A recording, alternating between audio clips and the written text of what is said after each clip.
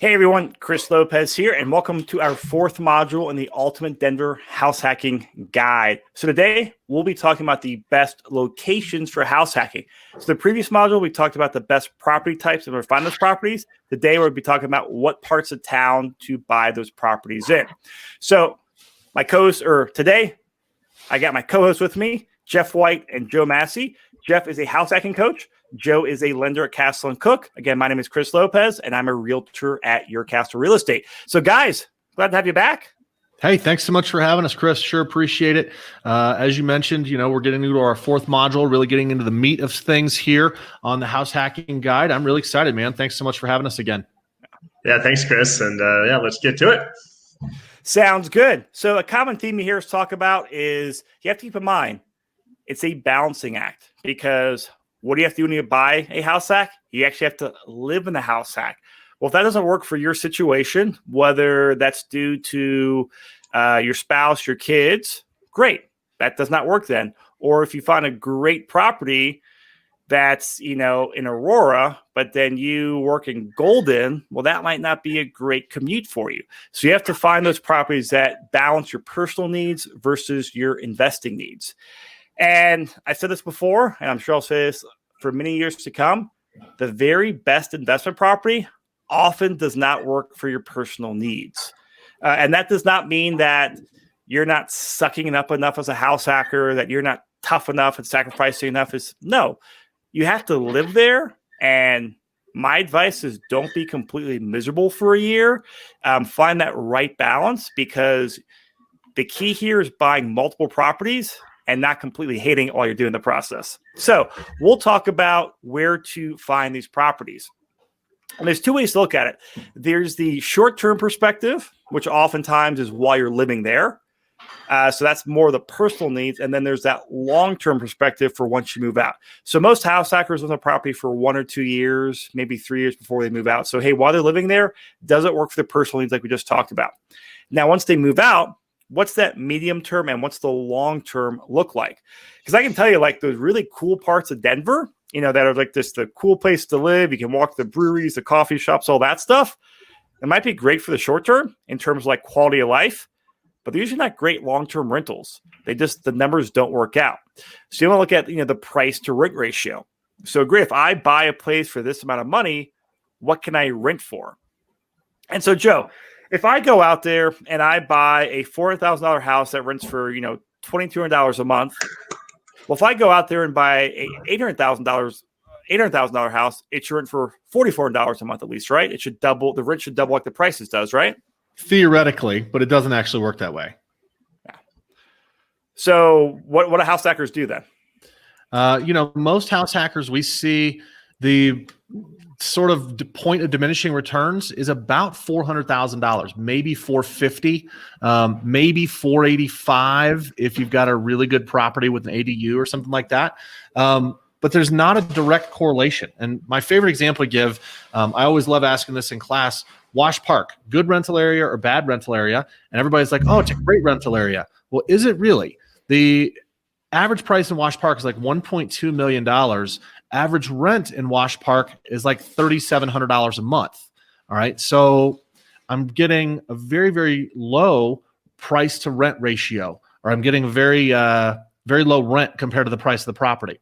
Now, maybe I buy a property in North Aurora for $280,000 and it rents for $1,900 a month. Right now, I have a much better ratio of my rent compared to how much money I've got to spend to purchase the property. So you've got to find that good balance of how much is the property going to rent for after I move out? How much does the property cost? And I can tell you, buying a $700,000, $800,000, $900,000 home is not going to make sense for house hacking. Not for a single family home, anyways. Maybe for a multi-unit, but not for a single family. So, Jeff, what's your perspective on this as you've gone through quite a few property types? This is an interesting thing I've noticed is the popular areas when you break it down, you pay a really big premium to live in the wash parks, flat parks, near downtown, or bars and restaurants and breweries, stuff like that. But Denver Metro is so easy to get, from Westminster to like downtown. Lakewood to downtown. So it's people still pay, and breaking it down by renting by the room level, people are still paying pretty good rental room rates, not having to live in like a prime popular area. So people, like, just because you live next to a brewery doesn't mean you're gonna get $200 more a month relative to living in like Lakewood. That's something I've noticed is people still pay by renting by the room level is pretty much not that big of variance compared to like a popular area and just a suburb. And that's something that I've noticed. And then also just renting the units out, same thing. As long as you're close to major cross streets, highways, public transportation, that usually makes all the difference in the sense of it's all about casting a wide net to get as many renters as possible.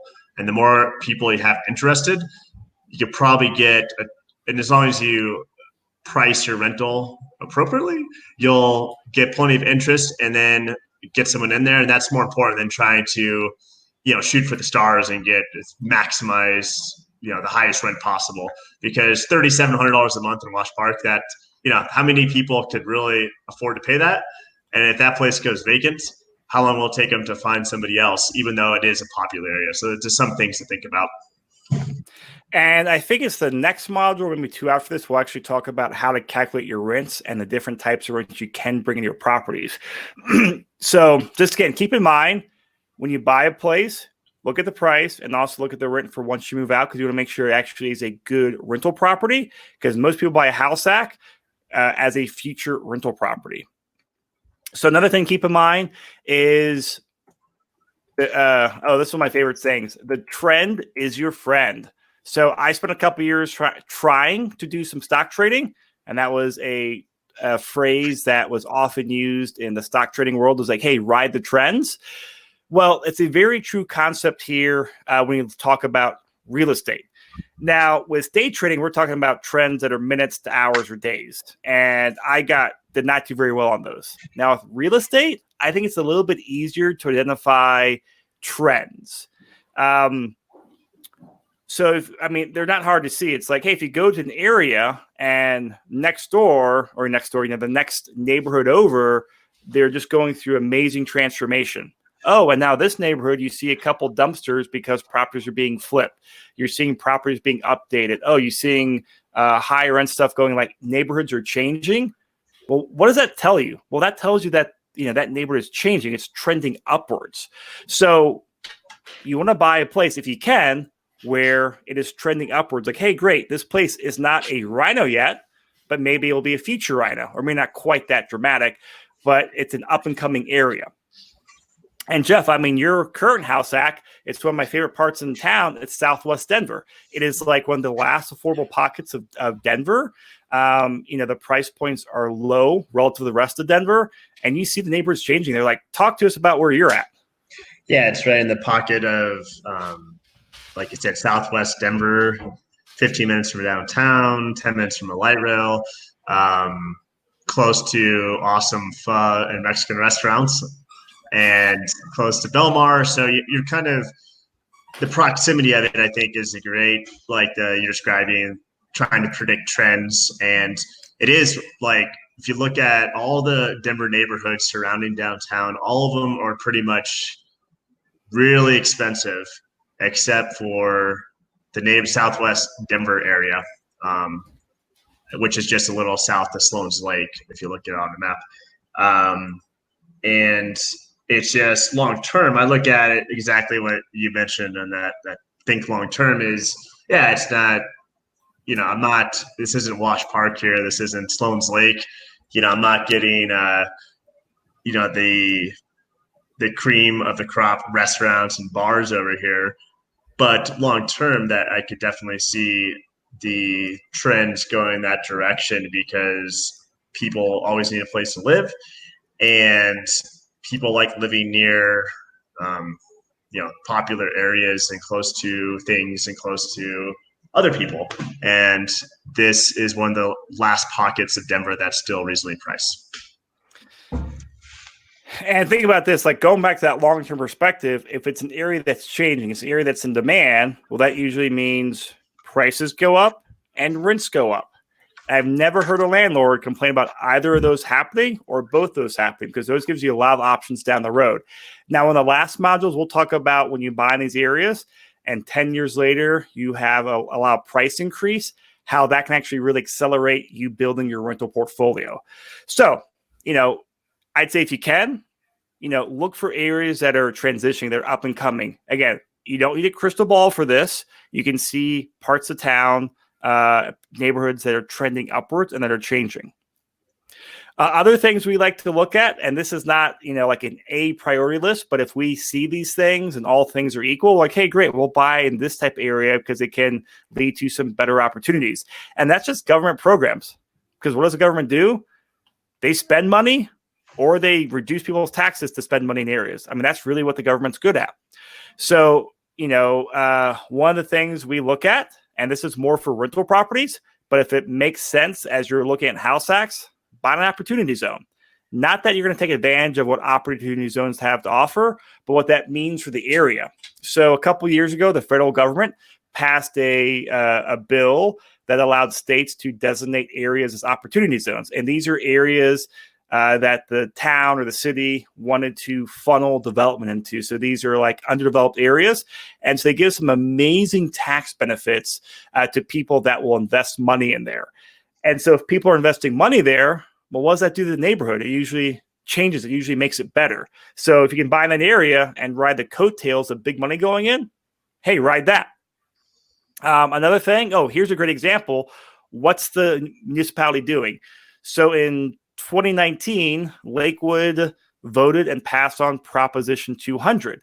And Proposition 200 is a proposition that really limits development in Lakewood.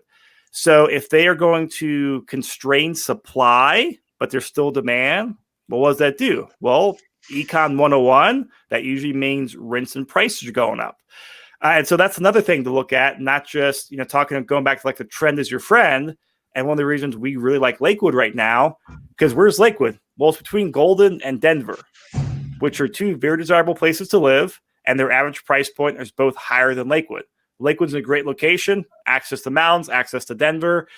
Lakewood passed this proposition last year. They're going to constrain supply. Hey, there's a chance we may see above average appreciation over the next 10 years because of that. Will it? I don't know. But it's a very safe bet that maybe gives us more upside. Other things, and this is just one example of many, is the Colfax Avenue Business Improvement District. Now, this is either, I don't know if it's a local level or a state program, but it's a program that's helping to develop the areas along Colfax. And so, again, that is funneling more money into these areas. So you can look at all these things and say, hey, if I'm buying properties, hey, the more of this I can get to make sense for me, the better it is for my rental portfolio in the long run. So I spent some time today, went back and mapped out the last couple of years of some transactions that we closed into Google Maps to drop pins. And if you guys can't see this, once the recording is up, it'll be on the blog post. So click the show notes. And so what you're seeing right now are pins of all the house hacks we sold, I think about the last 2 years or so. And what you're seeing here, I'm going to zoom into a closer map here, is that the vast majority of them are on like the north side of town. So, I mean, Joe, you're looking at this map. How would you describe this? How would you describe the location of people? I mean, closer to the mountains and west of I-25 for the most part. Yeah, exactly. The vast majority have been west of I-25. And then we've done quite a few right around North Aurora, around the hospitals at like Colfax and 225. You can't see, but there's actually a whole bunch of pins right there. Yeah. For the reasons we just talked about in the last slide. It's a changing area, opportunity zones, Colfax Improvement District, hospitals change neighborhoods, low price point. Give that area 10 years. But the vast majority, we're talking Lakewood, Arvada, Wheat Ridge, Westminster, Thornton, North Glen, right, Jeff? Yeah. I see that because that's one of Jeff's properties up there is in North Glen. And then we've done a couple down south in Littleton area and Castle Rock. And those have been more for families but the vast majority are on that west side, north, and then out in Aurora by the hospitals. Now, this got me thinking, and I kind of had this picture in my mind, but then I went back and plugged in some addresses where we have bought rental properties. And these are just rental properties that we've gone out there and helped our clients buy at, a 20 or 25% down payment. And those pins are in red. Now, what do you see? It's almost like an opposite of what we're seeing the house hacks, where house hacks are a lot of times like north, northwest. This is east, southeast. So a lot in Aurora, and mostly in Aurora right there. So, and this goes back to one of the first points we talked about is that, hey, these rental properties, from a pure rental standpoint, these are better rental properties than the house hack properties. So why did the house hackers not buy these rental properties? Well, because it doesn't fit for the personal needs. And that's the crux you have to keep in mind as you go out there and buy your house hack properties. So, Joe, I'll ask you this. What's the best location? It depends. Just like the best loan, just like the best property type. It depends, man. I think you really need to look at your goals. Hey, are you doing the nomad strategy where you're going to move into the house, you're not going to have anybody there, and then you're going to move out and then rent it? Are you going to house hack it? So you want to make sure that you're close to major arteries like light rail and the highway, like Jeff mentioned. So it's going to be easier to rent those out room by room. It depends. I think it depends on your overall strategy. Depends on where you want to live too. Hey, you're a mountain person. You want to be outside all the time. Fantastic. You probably need to be on the west side of town. Or maybe you work out at Buckley Air Force Base and you don't want to drive all the way from Golden to the Air Force Base an hour a day. So you want to buy something over on the east side of town. It depends. You've got to look at everything and figure out what works. And, I'm going to put Jeff on the spot. You had a house hack up in North Glen that worked great for a year. And somewhere in there, you got transferred and started working down in the Denver Tech Center, I think, right? Oh, even farther. Park Meadows, like right next, like way down, even further than the Tech Center. Oh, man. So, yeah. So how long was that commute? Oh, so if I left at 5:30 in the morning, it'd only be like an hour. If I waited till like 6, I think it was an hour and a half each way.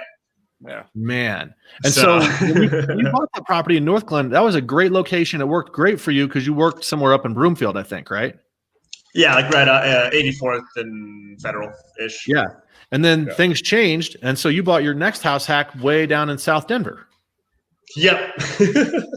Yep. And then making that, yeah. So that's a great example of where, you kind of want to buy a house hack near where you work, ideally, and not because eventually you're going to get sick of that drive. I don't know, for most people.